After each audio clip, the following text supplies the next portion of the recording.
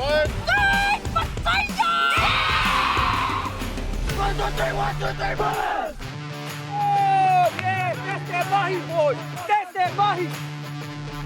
ora whānau and welcome to Around the Grounds, a podcast from New Zealand Rugby bringing you closer to our national game. There is no better place than a busy rugby club on a Saturday morning. In fact, I'd say it's my favourite place. Our community rugby season is about to kick off.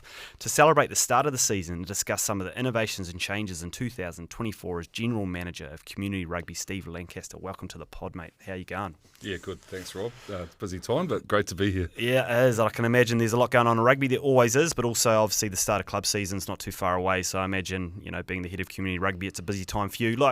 What does that mean, mate? What does General Manager of Community Rugby entail? What does your day-to-day look like? I guess what it probably means is I get blamed for everything and I don't actually get my hands on too much. But look, it's a pretty broad remit, community rugby within NZR. So that spans everything from 5-year-olds pulling on their ripper tags for the first time on a Saturday morning, right through to our relationship with the provincial unions, our investment into provincial rugby, and ultimately responsibility as well for the NPC and the FPC. So in a nutshell, it's everything that isn't fully professional rugby that falls within community rugby. Right now our focus is very much on the community game at grassroots level, so it's club rugby, school rugby around the corner. But as the year goes on, then the focus within my team does tend to shift a little bit more into the provincial representative side of things as well.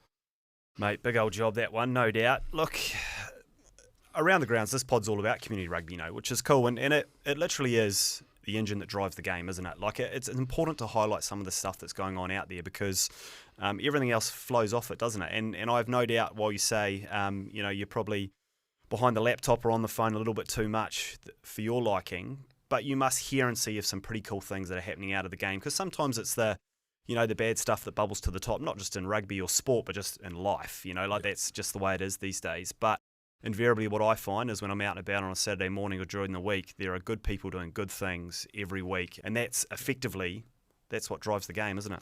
Yeah, it's so true. It's almost inevitably the negative stuff that grabs the headlines, whether that be governance related, professional rugby related, injury related. But the reality is, like you say, you go down to any club rugby ground on a Saturday morning, and it's heaving, with good people doing good things, communities connecting with each other.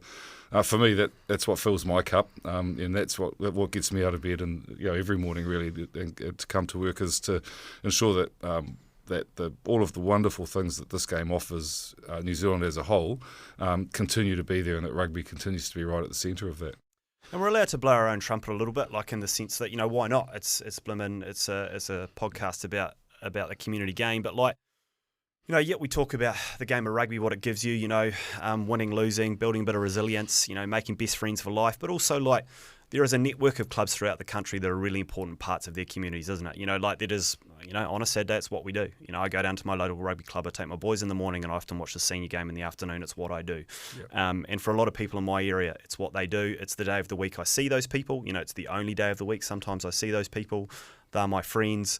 It's a safe place for my children, and it's something that has been there week in, week out as a consistent, safe place for people. There are other sports that give communities that as well. I'm not saying rugby's the only one that does it, but I would selfishly say that rugby would have the biggest network of communities and spaces throughout the country than any other sport. So it's something that's hugely important, I think, not just to the game of rugby, but also just for the various communities that they sit within, surely, Absolutely, Rob. We've got 475 clubs across the country. Right? That's a massive network of infrastructure, facilities, but most importantly, as you say, it's a massive network of places where people come together, where communities convene. And for me, it's the Marist Club here in Auckland, and I look forward to getting down there on a Saturday and reconnecting with people that I've known for 30 or 40 years, and often the only time that I do connect with them is on the sideline or in the club rooms on a Saturday during the rugby season, but you just maintain those connections for your whole life, and it's really special. Yeah, 100%. We're going to talk a little bit about 2024, but let's firstly talk about 2023. We do various things to sort of acknowledge some of the things that are going out in the community. The ASB Rugby Awards are one of those, and there's community sections within that. There's some things that spring to mind when you look back at the season gone. that, like you say, fill your cup and give you a bit of pride that you're in some way connected and a part of that, because there's a lot of people doing a lot of good things, whether it be their facilities, whether it be creating environments for new people to come into the game. Like, is some stuff that springs to mind? Yeah, there's some awesome stuff that's always happening, right? But we've tried to shine a bit more of a light on that in the last 12 months. And so you talked about the ASB Awards just then, and we introduced a couple of new community rugby awards last year for the ASB Awards. So the Community Impact Award and the Club of the Year Award are just ways that we can celebrate in a really visible way some of the really cool stuff that's happening. And with that Community Impact Award last year, Stephen Lee was the inaugural winner, running a really cool program, RIP Rugby program on the North Shore of Auckland here, where he's introducing new Asian immigrants to rugby, right? So people that are new to our country that would probably be far too intimidated to walk into a rugby club rooms or on the sideline on a Saturday, and he's run this really cool program to make the game welcoming, which is one of our values, one of our 4 po, to be inclusive and to give these people a taste of what New Zealand's really about. So that's a really cool, cool example of that. One other thing I just want to touch on, because when you talked about how you and I think really, really similar, right? Saturday morning rugby club, sidelines Saturday afternoon, and there's a lot of tradition and a lot of ritual that comes with that. But the other thing that we're really cognizant of is that there's also constant change, and totally. So there's all these traditions and rituals that we love, but we can't just be stuck in the past either, right? And so we're continually looking at what the game needs to look like, both on the field and off the field, in order to be relevant to New Zealand as New Zealand society continues to evolve. And so a good example of that for us is the experimental DSLVs, domestic safety law variations, that we've been trialling, and we will continue to tinker with those. And some people say, just leave the game alone, and it would be easier to do that, but we just know that the game has always evolved and needs to continue to evolve, and so we're really proud of the work that we're doing in that space as well. Mate, I love that, and like we talked a little bit, it's awesome to hear about the work that's going on in the North Shore. I'm sure it's a huge Asian community, so an entry into rugby is a fantastic thing, and what a awesome winner of that award. And not just rugby people, Kiwis are humble, aren't they? So sometimes we've got to hold them up in lights. They don't necessarily want to be held up in lights, but it's cool to feature some of those stories. I mean, for you, mate, you talk a little bit about Maris. Is there some things that spring to mind as a young person? Like you say, friends for life. The great thing, I think, a really unique thing about club rugby in New Zealand, certainly compared to other sports around the world, is that there are times in a club rugby environment that a weekend warrior and battler like someone like myself will play a Super Rugby player or play an All Black. Like that's pretty rare. You don't go over to the UK and watch a weekend warrior football every now and again play an English Premier League player. Like that doesn't happen. It doesn't happen in AFL. It doesn't happen in NFL and the American sports. But like on any given day, every now and again, a hearty weekend warrior can come up against a top rugby player. That's pretty cool. There's some things that sort of spring to mind from you from back in your club days. I know you played a lot of professional footy, but club rugby's still a big part of the journey, isn't it? Yeah, it is. And I mean, I'm going to show my age here, I guess, but I played club rugby in an era when every weekend you were playing with and against All Blacks and provincial players, and that was it was probably the golden era of club rugby in that regard. But you're right, that's still a unique feature of our game. And, every season there'll be one or two occasions where an All Black is returning from injury, and they do that through their club. Artie Severe played fullback for Oris last year. How exactly. Good. I know. Wouldn't want to make a line break in that game, would you? Totally. Apparently he did pretty good. I can imagine he would. Yeah, so that's really cool. I remember Riku Ioane will play for Ponsonby whenever he gets a chance to. And the massive turnout when Sonny Bill had a game for Ponsonby as well. So those things are really cool. And hopefully they will long remain a feature of our game. But again, as I say, that's a really good example of how the game just continues to evolve, right? Like coming through an era when that was your experience every weekend to an era now where that's really unique. But we just have to continue to ensure that the rugby club environment is a place that people want to be a part of and that they get special experiences like that. How's Marist looking? You know, have you had a look at the team sheet? Have they had a pre-season game yet, mate? Are they looking all right? They're looking pretty good. I don't want to show my colours too much here, to be honest. But no, I mean, Marist they had a really tough season last year, and they've had a really good look in the mirror. I don't want to make this the Marist podcast, but you know, they've had a really strong recruitment drive over the off season. They've really bolstered their stocks, and the turnout apparently has been really strong through pre-season. So we'll see how the season rolls. Round 1 next weekend, actually. So that'll be interesting. Mate, and you did spend a bit of time in Canterbury. Who was your club down there while you were down there? Oh, Marist. It was Marist. Well, it was Marist, Albion and Christchurch, actually. But for me, it was natural that going from the Marist environment here, and again, I think that's one of the cool things about rugby is you have such a strong loyalty or allegiance. So I played for Marist, Albion and Christchurch, and I was one of those players didn't get to put on a black jersey at the end of the Super Rugby season every year. So I was straight back to Marist and played the tail end of the club season every year. So having had that experience as a young fella coming up through Auckland, where you got to play against those sort of players, and that was amazing experience and helped you grow as a player. It was actually really cool to then be one of those players going back into the club environment as well. Totally. And I mean, Marist Albion down in Christchurch won the comp last year. Ben Blair, former All Black, one of the coaches there. So sort of shows the cycle, doesn't it, that he's putting back into an environment that former teammate of mine as well. So we played together for Canterbury, but also for Marist Albion. Yeah, one of the great rugby men, one of the biggest glass half empty men I know. Look, club season, community season, school season, it all is kicking off soon. And you talked a little bit about it then. Before we get into some of the changes and innovations for the season ahead, let's dig into that a little bit more around why we change and evolve sometimes, and why you and your team do work on that and look at those different things. Because, as we were talking off camera before you came in, perhaps people of my vintage and older don't like change, or we think we don't like change, or we all want to bring back rucking, and there's those sort of throwaway comments. But actually, when I truly look at things, it's always changing, it's always evolving. So what's your role to play there? Like, how do you decide what to change? Like, how do you decide how to implement it? I'm picking it's not just, Steve and the team having a cup of coffee and throwing things around. No, it'd be easy if that was the case. But yeah, you're right. Like New Zealanders, people don't like change as a rule. Totally. And then I think rugby in New Zealand is actually right out at the extreme of that spectrum, and that rugby really doesn't like change, which is ironic when you think about how much the game has changed over the years. When we look at the laws, either the laws themselves or the way the laws are applied, there's a range of things that we look at. Right, we always engage with participants. So the EDSLVs that we have had in play for the last 2 years, the genesis of those often comes internally, right through our own internal networks and thinking. And we've got plenty of subject matter experts, as you'd expect within NZR. And we engage with a wide network of people outside of NZR. So, people like Wayne Smith, who obviously highly regarded thinkers of the game and have lots of really good ideas, lots of really radical ideas as well, which is really, really cool. And so we throw all that in a pot, and then we sort of figure out what's got the most likelihood of having an impact.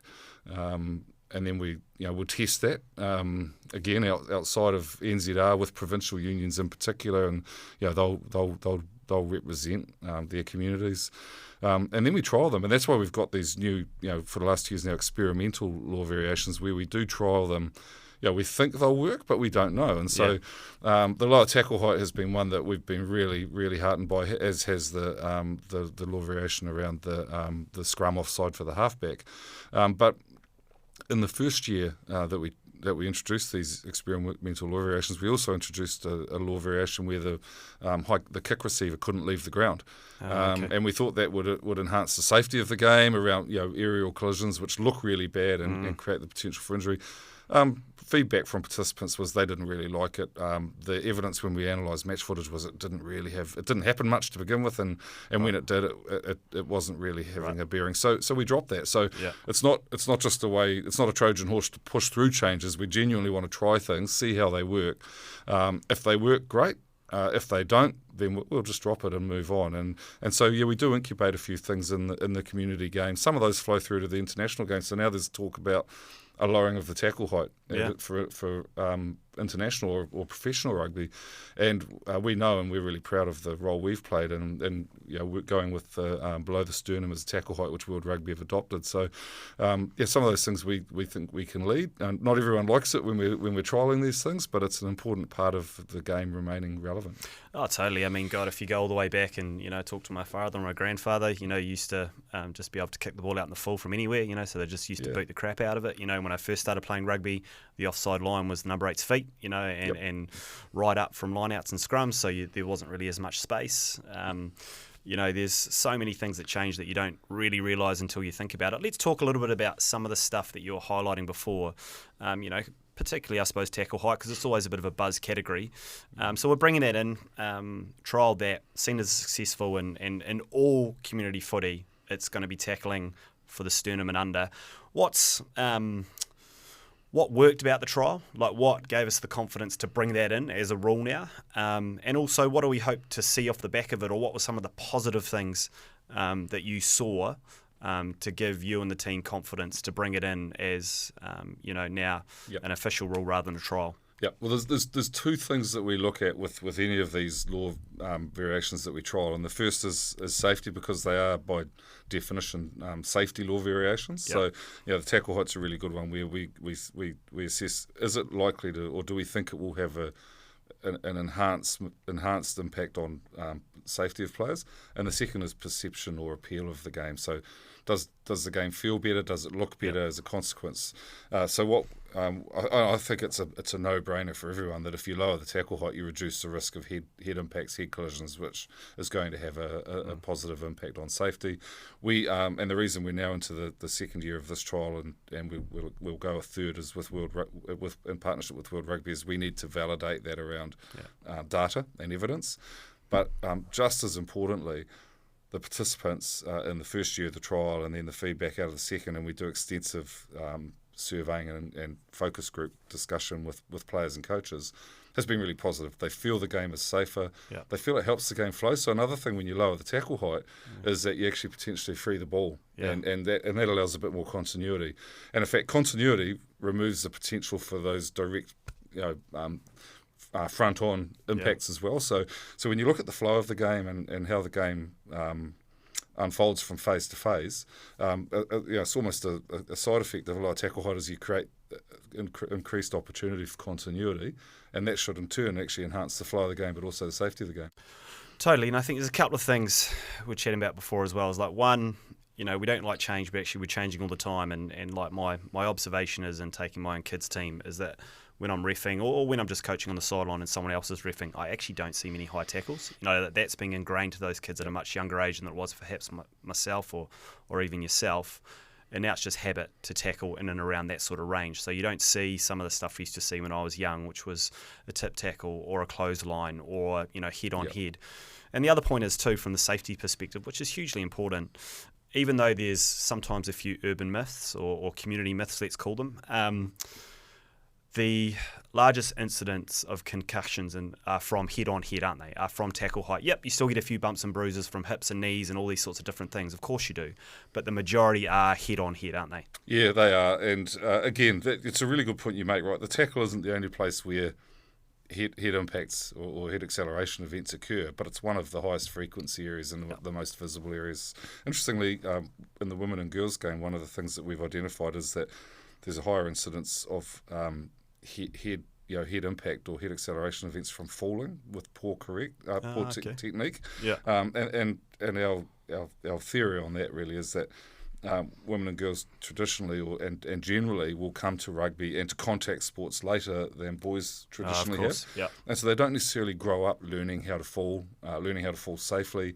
And so when they get thrown into a contact situation as a teenager or as a young adult, they don't just have that natural instinct on how to fall. So this year we're developing a contact ready program for women and girls that can be introduced for players at any age. Yeah. Because one of the things that rugby has always done is assume that players start playing at 5 and that they progress through. And so we've always had age or more age than stage development levels. And so we introduce things like how to tackle safely at small blacks level, and we don't focus so much on that for teenagers or adults. But the profile for women and girls participants is quite different, so we need to recognise that adjust. Even in the women's game, it's adults, isn't it? We have adults coming into the game off the back Correct. of the World Cup and some of the growth and the more resource that we're talking about. We actually have, mums and aunties and, coming into the game, which is awesome. But you're right, they didn't have that sort of grounding or founding in the techniques of the game from early doors. No, that's right. That's just the evolution of the game. It's the evolution of society. And again, it's a case in point about how the game is continually evolving, and we have to ensure we evolve with it.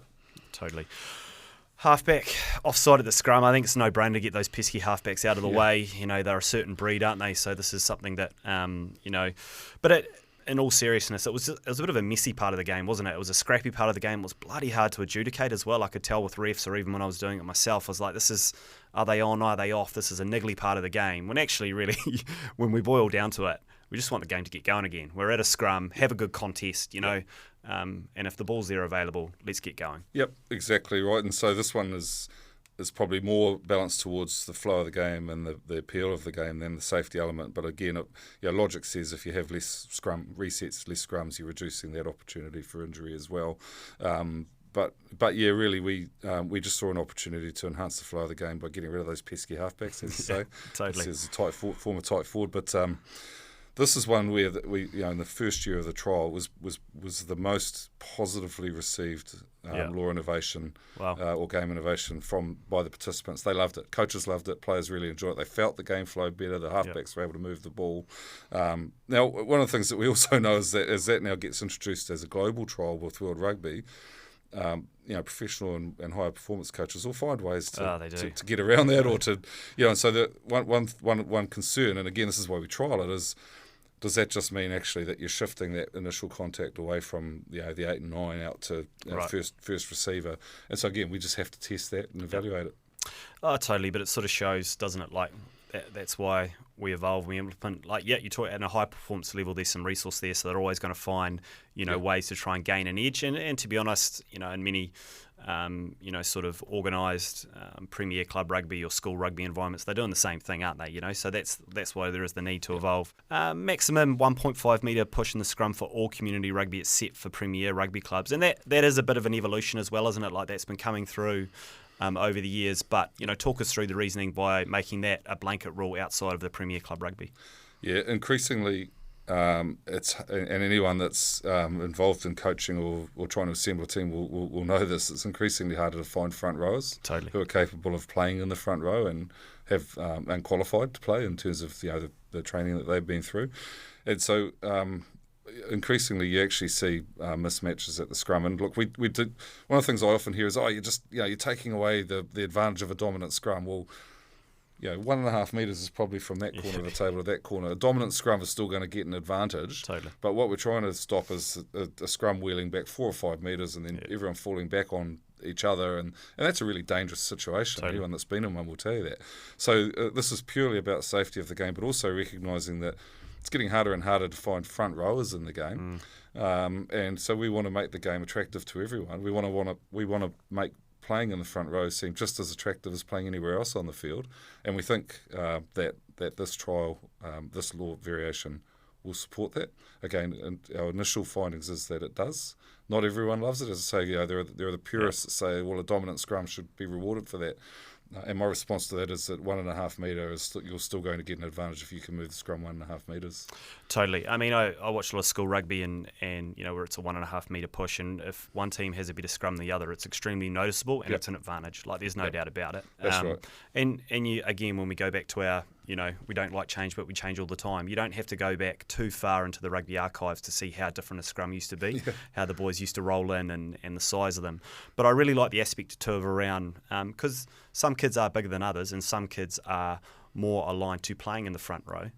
So we want to make that attractive, but we also want to give time to teach the technique, and make sure that it's not an absolute baptism of fire. You want to enter into it. And what I've found actually with young people is once you do that process well, they become really proud of being a prop. They might be a ball-carrying prop, they might be a skillful prop, but then because they're given time to learn the position, and because I think actually, we've got to give our community credit when we need to, when you got a good prop, like you let them know. You're like, mate, you are key. You're a crucial part. Having a good front row, a hooker who can throw, all these sort of things. You know, a young 15-year-old who can hit the back of a line out, like that is a skill. You know, skill that is extremely valuable, and when done well, is rewarded. And there's opportunity to play in all sorts of rugby, isn't there? So I like that approach. Any changes to Small Blacks? We haven't got anything that I can think of, but that game remains the same at the moment. Yeah, look, we can. That's right. We and again, it's just there's a continual evolution here in regards to the game, and in particular the game at Small Blacks level, where our philosophy is smaller sided for longer, and what that means is that the longer we can keep kids playing on smaller sided forms of the game, so 7 aside, 10 aside. Before graduating to full 15 aside. Half field, that's that sort better. of stuff. Yeah, half field. So, again, what evidence tells us, and it's really interesting what the evidence tells us versus sometimes what the parent coach tells us, is that kids enjoy the game more if they have more opportunities to get their hands on the ball, to make tackles, to be involved in the game. Now, as much as we've just talked about the unique nature of the front row and front rowers, and that's a really special place to play in our game. If a kid gets pigeonholed as a front rower from age 10, he might not love that experience, right, for the next 20 years of his life. Yeah. So the longer we can keep them playing, and it's better for their development as a player as well, right? If they're playing across a range of positions, being involved in general play as well as set piece. So that's the ongoing piece of work for us, and we will continue to progress some of that work around the Small Blacks. And again, it's very much. I won't say trial and error. Hopefully there's not too much error, but there's a lot of trial. Yeah. There's a lot of feedback and evaluation before we make those changes. Mate, it's really interesting because I think when kids are younger, it's harder to get real feedback from them. You know, a lot of the feedback comes from parents and coaches in different environments, and you've got to aggregate all that. And, you're right, some kids are more competitive. They want certain things. Some kids just want to play with their mates. some kids want to play every position. Some kids actually do only want to play one or two. I suppose we just need to be nimble, don't we? Like in terms of, how kids enter rugby, the experience that they have, it probably is, it will forever evolve, I'd imagine. Yeah, it will. And look, again, it's not universally popular when we delay the introduction of specialisation or full field play. And as I say, often it'll be the parent coach that will say to us, but my kid's ready to play in a specialist position, or my kid needs to develop in that position. Now, we're not in the business specifically of high performance development within community rugby. We're in the business of having as many people enjoying the game for as long as possible. And what the evidence has told us with the shifts that we have introduced already in keeping kids playing 10-a-side for another year is that the retention rate the following year for that cohort has increased. So the kids are voting positively with their feet on those changes, even though, as you say, they may not tell us that if we ask them directly, or if we do, they might tell us what their parents have told them they believe. But the evidence to us is that the retention rate has improved, and so we think that validates the approach. And it's the reason why New Zealand Rugby are part of the Balance is Better campaign, and with Sport New Zealand, is because in the summer we want kids to, they can play ripper rugby or touch, but they can play cricket, they can go swimming. In winter they come play rugby. They might do two sports, and the reality is, that probably keeps the pyramid wider at the bottom and creates, athletes who have more options as they grow up, and not necessarily. I don't think kids are burning out, but it keeps them fresh, it keeps them energetic, it keeps them looking forward to it when it comes around, doesn't it? Yep, it does. And while I say we're not in the business of high performance player development, there's a big part of NZR that is, and we work very much in sync with the professional rugby and high performance team around the impacts or effects of any of the changes that we make, and we've got a very clear message from our player development personnel that there's no need for players to specialise before the age of 16. That in fact the broader range of experiences and skills they can develop before that age, that will enhance their long-term development, and that there's no evidence that having players not specialised before that age impacts their future potential. So look, this is constantly changing as well. Totally. Right? So I'm telling you this now, and in a year's time that position may have changed a little bit, but that's just the fluid nature of sport. 100%. And so much of it is determined by location, how many kids in your age group are playing that area, what you're able to do. Sometimes, you have, a couple of teams in an age group. Sometimes you have one. Sometimes you've got a mix. Like, you obviously need to create an environment where people are able to adapt as well, depending on what they have in front of us. That's why our coaches and that are so important. Yep. Talk a little bit about women and girls. Like, every pod now we're talking about the growth. Like, it's awesome. A lot of our professional high performance Blackfern Sevens are becoming household names. The World Cup was obviously a huge success here in our backyard. Like the stuff of Smithy and the team already has become legend. And off the back of that, there's growth. But what does that mean for you and your team? What does that look like? How do you facilitate that growth? Because when the rubber hits the road, I know, always rating back to my own club, but Te Puna has its first women's premier team this season, first time ever, which is awesome. But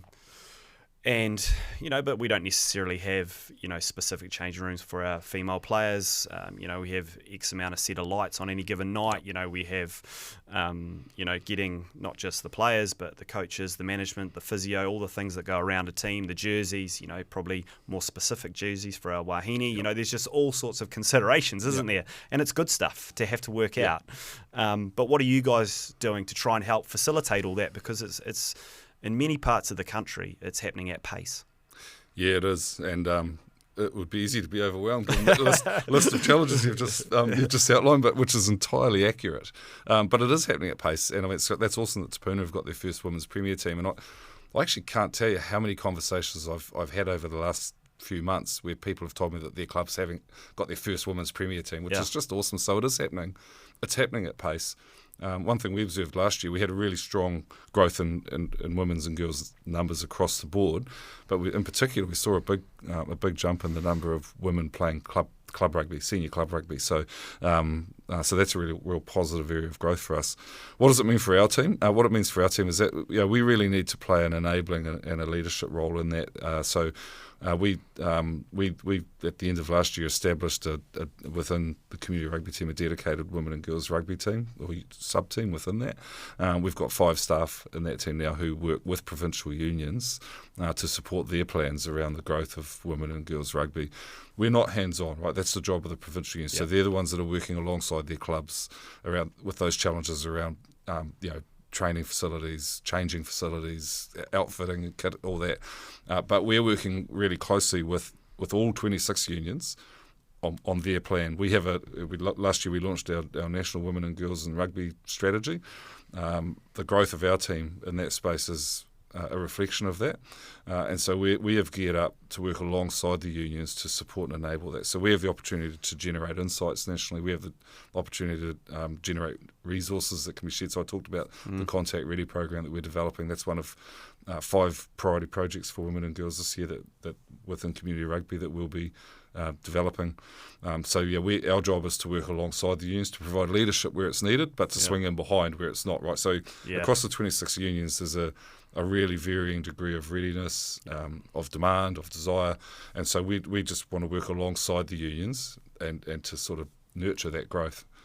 Yeah. But it's awesome, though, in the sense that, we need more women in rugby, like not just as players. We need coaches, we need managers, we need administrators. There's the jobs you're speaking to, like we need board roles, governance role, administration. Yep. We need everything. But what I hope for is that we're tracking, to a future where, a local rugby club has the whole family unit involved in some way, shape or form, more than just supporting, but like players, administrators, coaches across both grades, across kids, across men. In summer we're playing touch together, playing rip, and the club is a vibrant place that's busy, throughout not just the winter, but throughout, because this is what these facilities are, in theory, sort of built to do, isn't it? So exactly. Let's make them hum. So that's really positive that we're getting so many more of our women and girls into the game. What about our Pacifica community? Because I don't know this for sure, but I feel like it's a growing cohort of our rugby community as well. Like outstanding athletes, great people, great community, great family people, and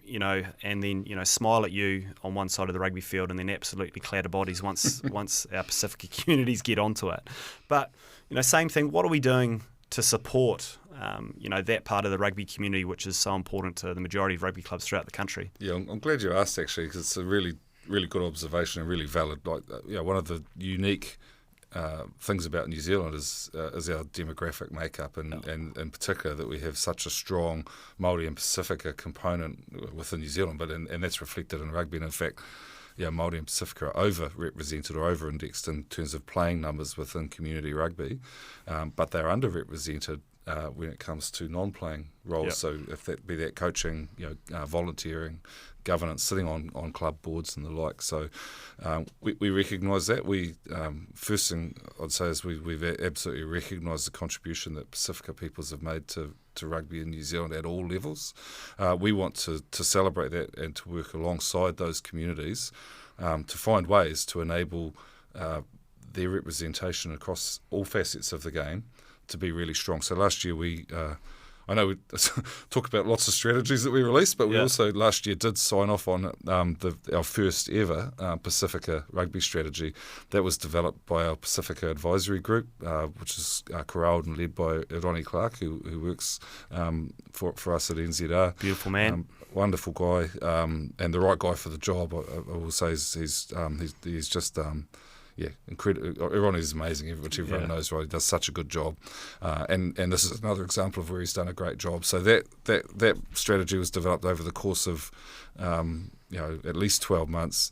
Involved extensive consultation around the country, right? So it's interesting when you look at our Future of Rugby Clubs review, the Women and Girls strategy, our Pacifica strategy. We had a whole lot of things going on at once. All of them involve really extensive national consultation, often with different cohorts, right? And so particularly when you look at Women and Girls and Pacifica, it's fair to say that there's some commonalities in terms of underrepresentation. So it's very much about how do we level the playing field and elevate all of those communities to be better represented in the game, and that's what the strategy is about.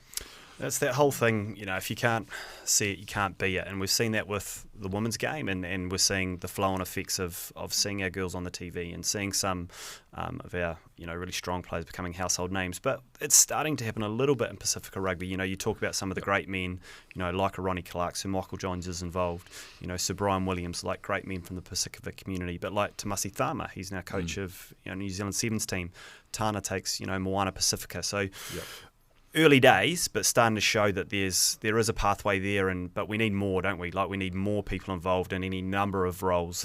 Yeah, we do, and it's a bit like we talked earlier about ritual and tradition and routine, and rugby has always been run a certain way, and that hasn't necessarily been as inclusive as it could be to all of our communities in New Zealand. And so a big part of those pieces of work is about having a look from taking a step back, having a look from the outside in at how the game is set up and run, and then identifying whether there's any small tweaks we can make to make it more accessible and more appealing to everyone.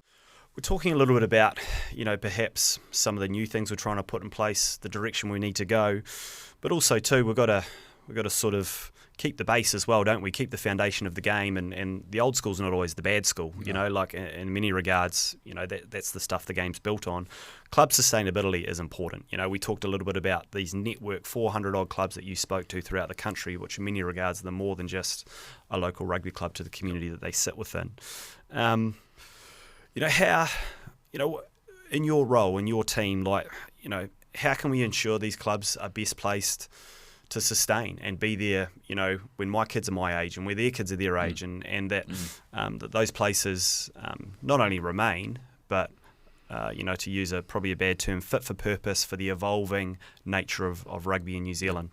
Yeah, that's again, I'm glad you asked about that. And before I answer that question, I think actually one thing I do just want to reflect on as well is that we're talking a lot today about change and evolution and Women and Girls strategy, Pacifica strategy, Future of Rugby Clubs review, which I'll talk to. But actually, that's not about diminishing the old school, right? That's us. We're the old school, and we're still here and going strong. It's not about that. It's actually about complementing and building out so that as society evolves, the game reflects that, and that's actually about keeping the old school, as you refer to it, strong and engaged as well. And rugby clubs are a big part of that. So, probably the three big pieces of work or reviews that we've undertaken over the last couple of years are the Women and Girls strategy, the Pacifica strategy, and also the Future of Rugby Clubs review. So just to give you a little bit of background on that, we through the COVID recovery process and some of the funding that was available from the government through Sport NZ, we were able to pitch up an opportunity to essentially do a stock take of where our club network is at, and then have a look out 25 years and say, where does it need to be to still be going strong in 25 years. Sport NZ, thankfully, saw that was a good opportunity and provided some funding for us to undertake that review.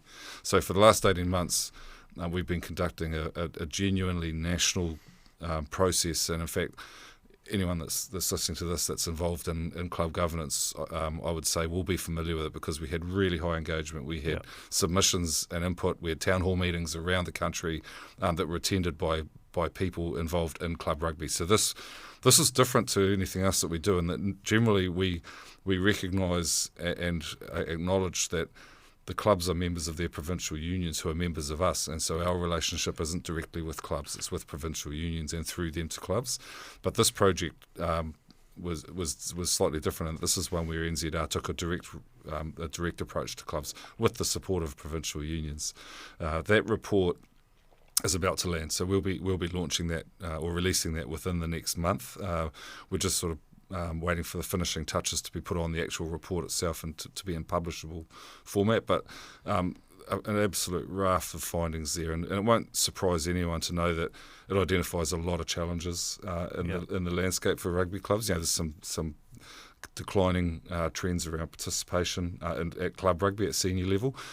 Junior rugby is really strong, and it's interesting you mentioned earlier that heaving club on a Saturday morning is really heartening, and it is.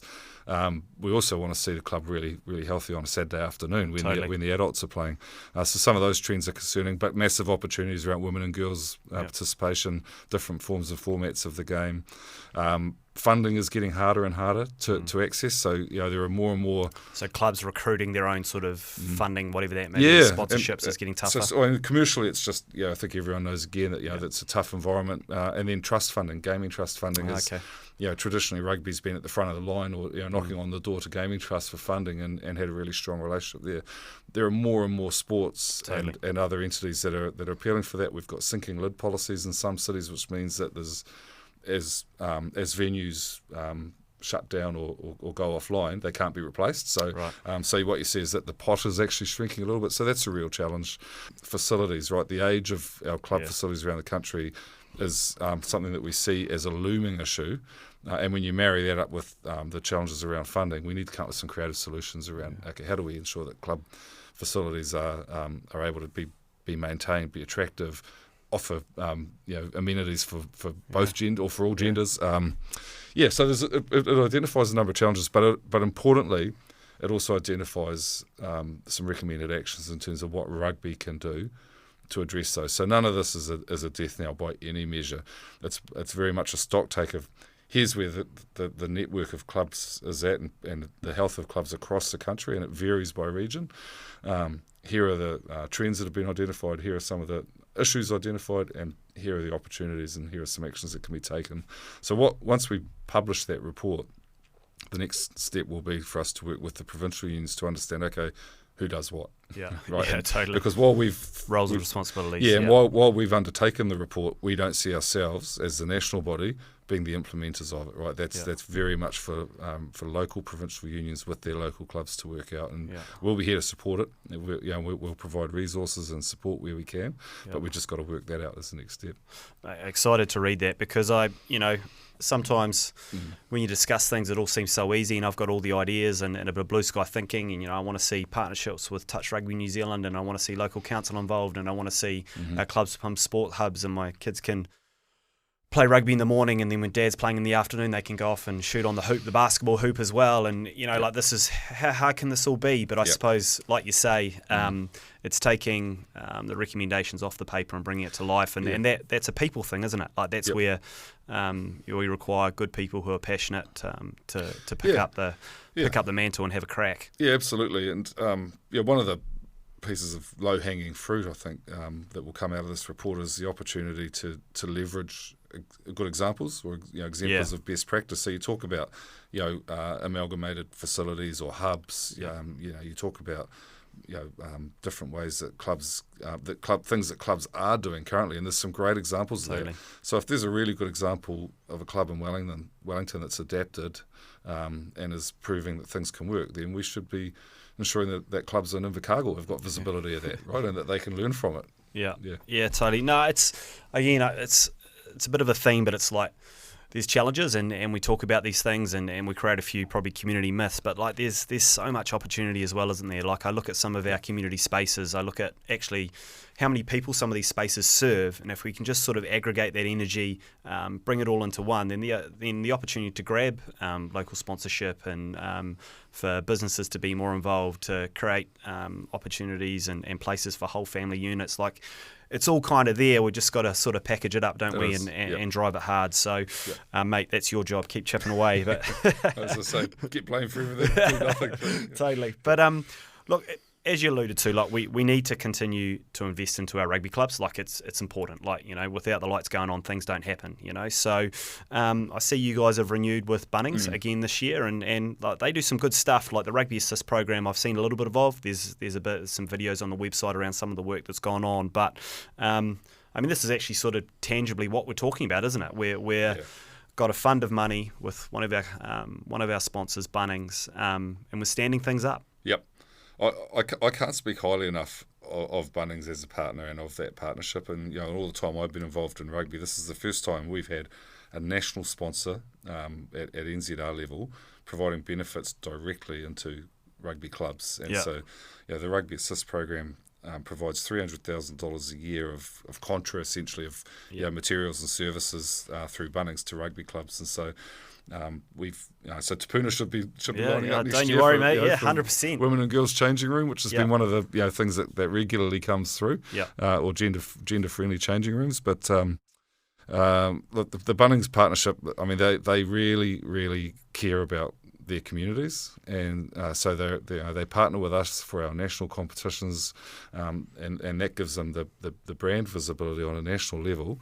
But actually, the Rugby Assist program is providing real material benefits and improvements to our club network. So when I talk about that issue that's identified in the Future of Rugby Clubs report, Bunnings are ahead of that curve actually in terms of they're already doing something in that space. And so, I think over 30 clubs now I know over 30 clubs have benefited from that, right? So we just keep building on that year on year. It's a cool partnership. It's awesome. Hopefully another 30 clubs over the next couple of years to benefit as well, because there's much to do. Look, you talked a little bit about the start. Obviously, the here and now is the community game about to rev up, club rugby, school rugby. But as the year goes on and all that stuff wraps up, we get into our Bunnings NPC, our Wharapama Club, our Heartland Rugby.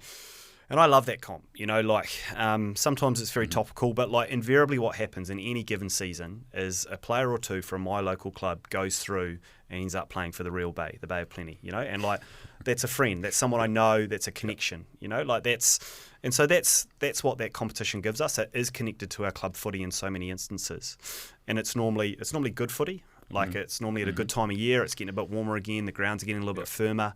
There's a lot of day rugby, which is awesome. It's family friendly. And there's a lot of young guys who we don't know much about.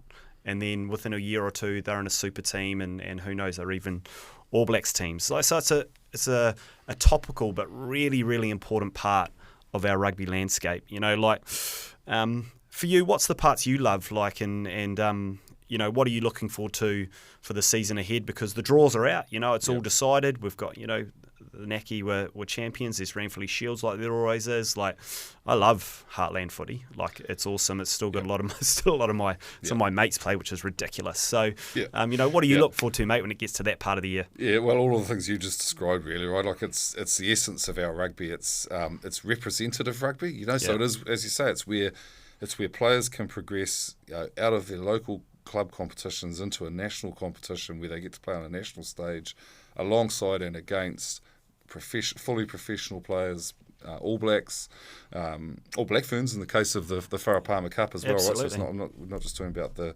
NPC here in the Heartland Championship, but it's the essence of rugby in New Zealand, right? And I mean, often it's mentioned, and I'm a really firm believer in the fact that it is our point of difference globally, right? It's the one competition format we have and layer of rugby that our competitors don't have, and most of them look at it with envy. So the rugby's great.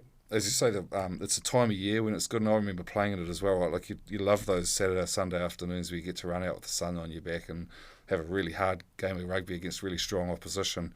And we are moving to more and more afternoon kickoffs in the NPC and the FPC this year. We've also got double headers this year, so you can turn up to one venue and watch an FPC game and an NPC game in the same afternoon. And then the Heartland Championship is just everything that's good about rugby. As you say, you've got mates that are still playing it. Yeah. It's real grassroots rugby where we've got amateur players playing at the next level up from the level that they play in through the club season, and in a fully national competition. So we love all of those competitions. Within community rugby, that's the pinnacle of our rugby, right? Totally. That's where we stop and we say, okay, now it's your gig, professional and performance rugby. Yeah. So there's a lot to celebrate. It's awesome, and like you say,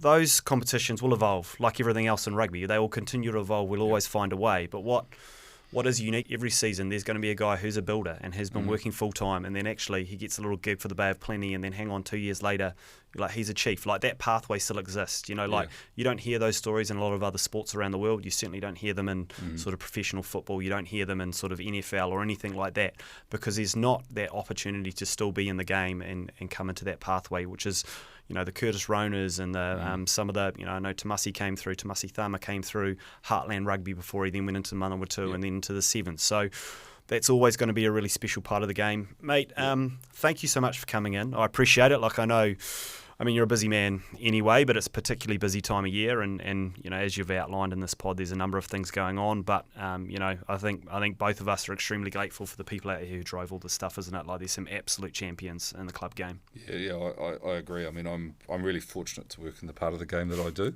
and it's what smokes my tyres, right? I've had a wealth of really good experiences and formed some incredible relationships through our game, and most of those have happened at the community level or started at the community level, and I just want to see our game continue to offer that to New Zealanders. So anytime I get to spend an hour just chewing the fat around our game, I'm up for it. So it's been awesome. Good. Thanks. Cool. Thank you, mate. Really appreciate it.